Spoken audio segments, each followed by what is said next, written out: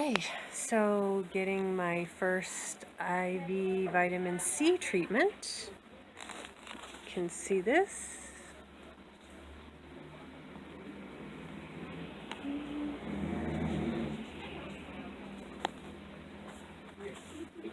Interesting. I have little heating pads to keep my arms warm and my hands, my fingertips warm. Yay! Okay, hi everyone. It's me, Custom S Wonder Woman here, with update number 6 on my cancer journey. And so let's see, it's been a while since I posted, and that's because I didn't have anything going on until today. Well, kind of had something yesterday. That's Zachary. He's our 17-pounder. So yesterday I went and got an IV vitamin C treatment, and the beginning of this video showed a short clip from that, which was really cool. And IV vitamin C is a treatment that is used, actually, it's quite a lot in alternative or in integrative medicine. As most people know at this point, because of COVID from last year, vitamin C is one of the best immune boosters that you can have in your body. That's why last year everyone was buying it off of the shelves, and you couldn't even buy vitamin C for like months. So orally, it's ingested, and it's water soluble, so it doesn't stay in your body for very long. You probably notice if you take a lot of vitamin C that your pee becomes yellow, and then it's back to normal once the vitamin C is gone. But while it's in your body, it's doing a lot to help with boosting your white blood cell count, and with just all the general immune boosting properties that I just can't recall off the top of my head. But it's good. Everyone knows that. So IV vitamin C is a very concentrated, like super highly, like so highly concentrated that you can't ingest it orally, dose of vitamin C. That's done IV intravenously. So it goes into the bloodstream. And that is used a lot in chronic illnesses. Now, your conventional doctors don't use it and don't recommend it because the medical companies, the pharmaceutical companies who basically run the hospitals and the doctors, can't patent it, and they can't like make money off of it, so they're like, oh no, that doesn't work. But yet there are tons and tons and tons of studies out there. Even studies on PubMed, which is like the big database for published medical journal studies, that show evidence of IV vitamin C treatments being very useful for lots of diseases, but particularly useful in cancer treatment. And in cancer treatment, it does a couple of things. It does its general job of just boosting the immune system. And cancer is a deficiency of your immune system. Everybody's body creates cancer cells. You have mutations in there all the time, but your immune system will fight them, and then it's just part of your natural process. If your immune system is up to par, if you're not compromised in any way. But with someone who has cancer or a compromised immune system, then you need that extra boost. And often it has been found that people with cancer have low vitamin C levels in their body. So they need that extra anyway, just to even get up to normal. So you've got, you're below normal here, and then you take an IV and it puts you up at normal. So there's that. But also the vitamin C itself, I'm going to try to explain this as I understand it. But I am putting links in the description so that you can read more about this if anyone's interested. Vitamin C creates or encourages, or it promotes hydrogen peroxide within your body. And it's hydrogen peroxide that's already being created inside. It's a chemical reaction that's already happening in there. But that chemical reaction, that hydrogen peroxide, is counterproductive for cancer cells. So there's a whole chemical reaction that actually happens in the body where the short version is vitamin C helps to slow down cancer cell growth. Um, and that has been studied, and there have been lots of articles and information about that, um, to the point where they are now starting to look at it even more seriously, because they did do studies where they supposedly debunked it, but they did those studies without, I guess they were only like a couple of months long or something. They never did a full real study, but they said that they debunked it. But then they looked at the study again, like, yeah, maybe we should rethink this, because there is evidence that this treatment is effective. Not as a, it's not like a chemotherapy, it's not like radiation, it's not something that's going to on its own kill cancer cells, but it does support the body, it does inhibit cancer cell growth. But one of the main things they found that is pretty much indisputable is that the quality of life that people who take IV vitamin C treatments during cancer therapy versus people who don't is remarkably better.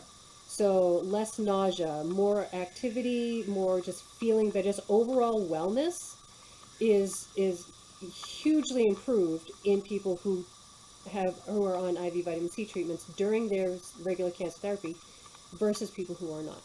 So for me, I'm like, well, I found a place, I found an integrative medicine place locally that offers that, and it's not covered by insurance, that's true, and it is not cheap, so I can't do it all the time, but as I can afford it, it's definitely something that I'm going to continue to do, because I want my body to be at its peak capacity for fighting this disease. And any tool that I have in my toolbox, I'm going to use. So that was yesterday. So that was neat. It takes a couple of hours because it's IV, so it's something that you're not going to just like get it and be done with it. And it's not like an injection; it's a slow drip. So that was yesterday, and then today I had my second biopsy. So that was fun. All right, so now we're going to do a little show and tell. So it's kind of hard to see. All right, so this is the bad boob. And the original cancer lump is at 12 o'clock. So it's right here. And it's in the sort of fleshy part of the breast tissue, which made it pretty easy for them to go in for the biopsy, and it's not very noticeable, and I can't even feel it. I still can't feel that, even though I know where it is now. I can't even feel it. But then I have this other one, this rogue one, which is right here. So as you can see, it's like virtually next to my sternum. It's like on the bone. It's in a really, really horrible location. So when they went in to do the biopsy on this, they had to be super careful because it's just under the surface of the skin, and it's also just above the pectoral muscle and the lung. So yeah, it's really in a pretty terrible spot. It is on the farthest edge. They could even barely get this. They put a clip in it to mark the spot, which is standard procedure with biopsies, which I did not have done for this one, because I didn't think it was going to be cancer, and I didn't think I needed it. They did do for this one, and so then you have to go and get a mammogram afterwards so that they can check to make sure that the location is there and that they got it. They do that for a couple of reasons. So one is so that if it is cancer, they go back in and they just go right to where that little marker is, and then that's where they know that the cancer nodule or mass is, and they'll take it out. They take the marker out at that time as well.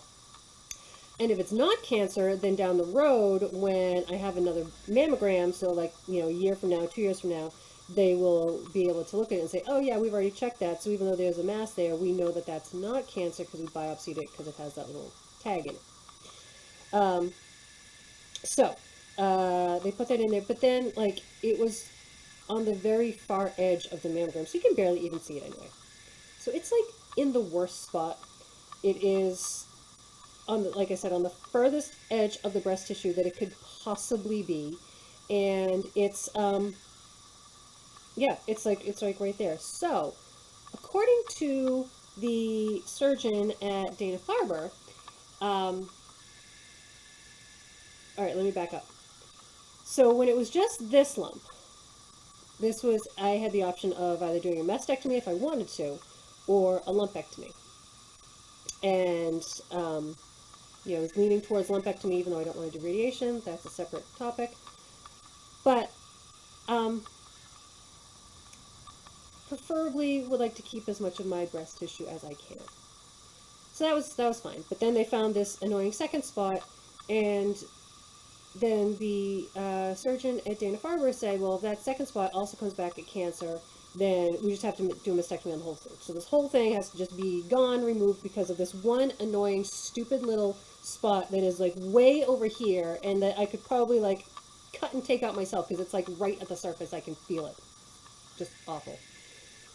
So that's where I'm at. That biopsy was taken, and so we're going to have the results of that. They said maybe by tomorrow, maybe not until Monday, so I won't know for a couple of days. So then comes the question of, all right, so if it's not cancer, that's great. Then I will just have a lumpectomy, and my boob will be weirdly shaped from now on, but I'm okay with that. But then if it's cancer, and they say I have to have a mastectomy, then there's a couple of other things that go on.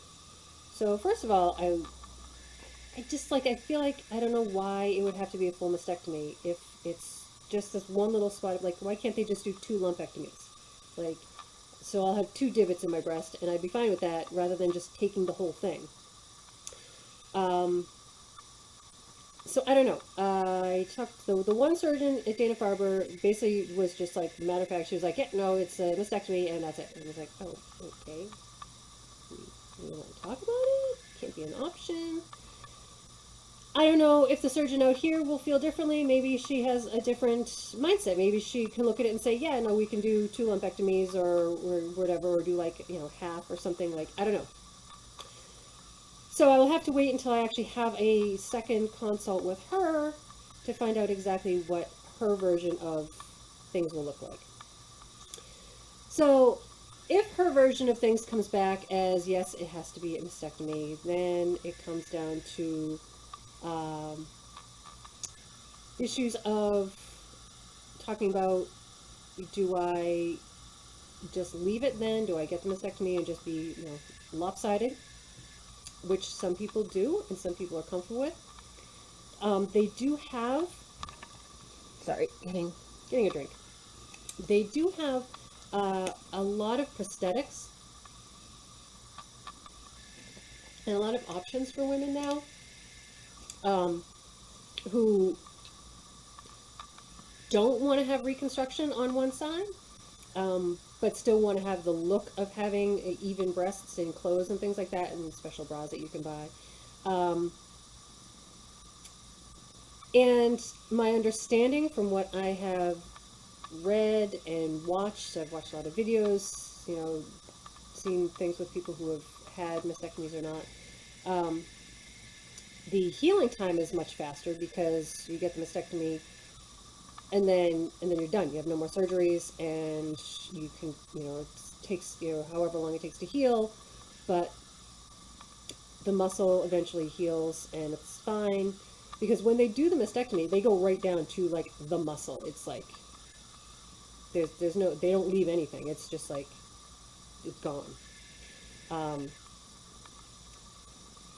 If you have reconstruction, that's a different matter, and that has lots of complications involved. And there's lots of different varieties of ways to go about it. So there's a couple of things. You can have implants, and everyone knows about implants. So, all right, so I have a couple of options.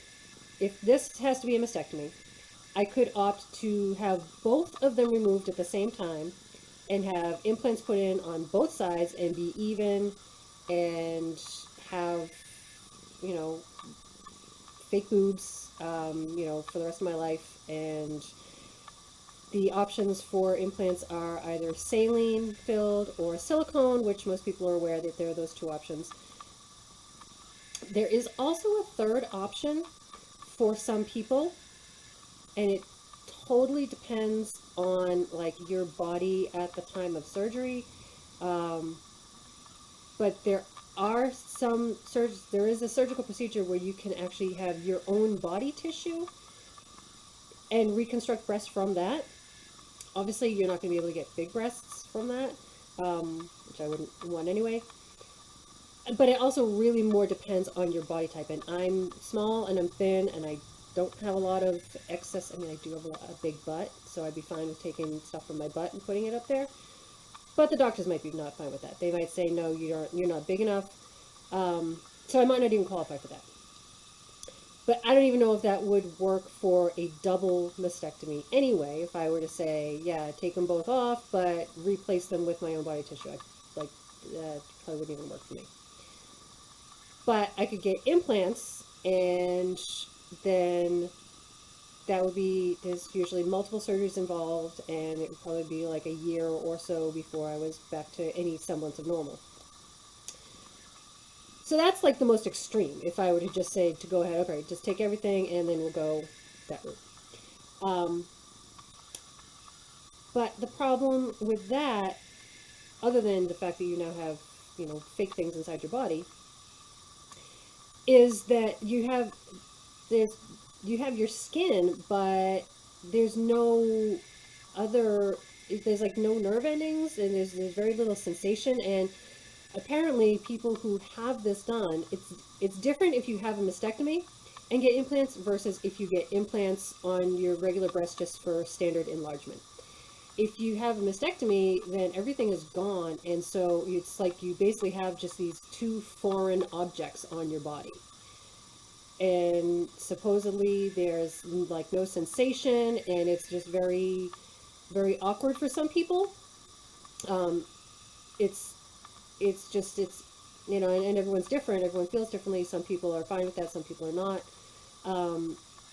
You can get some sensation back, I guess, but for the most part, it's a very extreme method to go through. So it's something that if you're really concerned about how you look, if you're very body conscious and that is something that's important to you, then that would be your choice. Given all of those parameters, I don't think I would lean that way, because I just don't like the idea of feeling like I have these foreign objects on my body. And I don't know that I would be comfortable living with that. And that's just me, and other people make a different choice. So I could have a mastectomy on just the one side, and then get reconstruction to try to balance them out, which is never going to be the same. So if you get a full mastectomy, a double mastectomy, then you're going to be even and you're going to be fine. But if you get just the one side, you're never going to be fine, because 20 years from now, one side's still going to be up here, one side's going to be down here. So it's just like, that's nature. That's just how the body works. So there's that to consider. I don't know. I don't know how I would go. I don't know how I would feel with that. And then I don't know if I would want to do... Well, I think I would want to try to see if it was just one-sided, if I could do my own body tissue. Again, if I even qualified for that, which I might not. But I feel like... And also, with your own body tissue, you do have more sensitivity, from what I've read and seen on other videos with people who have had procedures. um, because because it is your own body, so they're using more things. I guess I don't know. I'm not certain, but apparently you do tend to have more sensitivity, and it feels more natural if it's your own body tissue versus if it's a saline or a silicone implant. Um, but I might not qualify for that, so I don't know. I don't know what um, I'm going to decide. I don't know what my options are going to be. I might not have a real decision that I can make because the surgeon may come along and say, no, we have to do this. And then the plastic, so there's the two different surgeons. So you get your oncology surgeon, who's the one who removes the cancer or removes the breast, if it's a full mastectomy. And then there's the plastic surgeon who comes in and does reconstruction. So there's two separate people that I would be meeting with. Um, and sometimes, and again, everyone's body is different. It's also going to depend on what kind of course of treatment I'm going to need afterwards. You can sometimes start reconstruction like in the same surgery. So literally the oncology surgeon would remove the cancer and then she would leave the room and then the plastic surgeon comes back in and then the plastic surgeon starts your reconstruction. That can happen. Or not, and you end up having to be flat for a while and then go back in 4 months or 6 months or whatever and then start the reconstruction. Um, and I don't know any of this right now because I don't even know the results of the biopsy. I mean, hoping on all of this that this is just random babbling and that it's not going to amount to anything because hopefully this biopsy comes back negative and I just can have a lumpectomy and be done with it and that's all I have to worry about. But if not, you know, I have these other things to think about.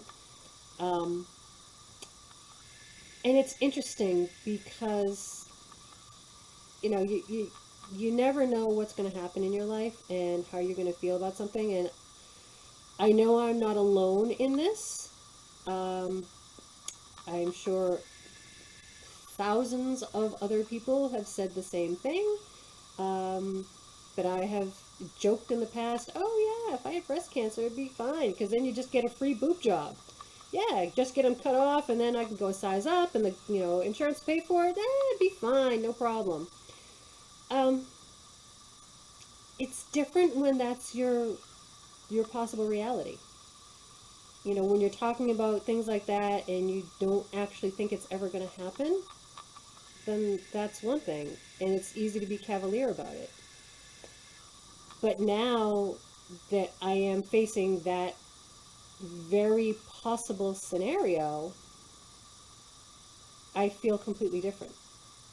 And I find I am actually far more attached to my breasts than I thought I was going to be. Um, I mean, I definitely, if it's a matter of like saving my life, obviously they're gonna go. But yeah, I kind of want to keep as much of them as I can. Um, so it's a it's a another part of the journey, and it's different for everybody. Because there are some women that I've seen. It runs the gamut. I've watched dozens of videos at this point of women who have done everything from they've gotten full mastectomy and they've stayed flat and they're happiest. It's like the best decision they ever made. And then women who've gone and had the double implants put in and they're totally happy. And the opposite. And I've seen ones with women who have had the implants put in and then hated them and then had them taken out. It's just every single person is different. And until the moment when you are the one making that decision, you don't know what decision you're going to make. Because I always thought that I knew the decision I'd make. Like I said, I thought I'd be like, yeah, I'll just go up a size and no problem. But, yeah, it's actually more of a problem. So, that's the latest. So, I guess there's not a lot of update in this, so much as just conversation and letting you know where my brain is at and what I'm thinking about and going through. Yeah, so I won't get the results for the next day or so. They said maybe I might have the results by afternoon tomorrow, or I have the results on Monday, because today is now Thursday. So I might have the results by Monday. But even then, I don't think I will have had the conversation. Like, I'm not going to have a sit down with the surgeon on Monday and actually have the surgery plan. I think at Monday or tomorrow afternoon, they'll come back and say, okay, this is negative or this is positive. And then I still have to have the sit down with the surgeon to say, okay, now what? So even once I find out the results of the biopsy, I'm not going to immediately know the steps for surgery for at least another couple of days or so after that. So I will keep everyone posted. And right now I am going to watch, got Wonder Woman 1984 on video, and so I'm going to watch that because I, haven't seen it in like a month, and so obviously I have to watch that again for like the 13th time, 14th time, I'm not sure. But so that's the plan. And thank you for watching and listening to me babble, and being interested and caring. And so that's it. I hope everyone has a great weekend, and I will let you know what's going on in the next update. So thanks very much. Take care. Bye.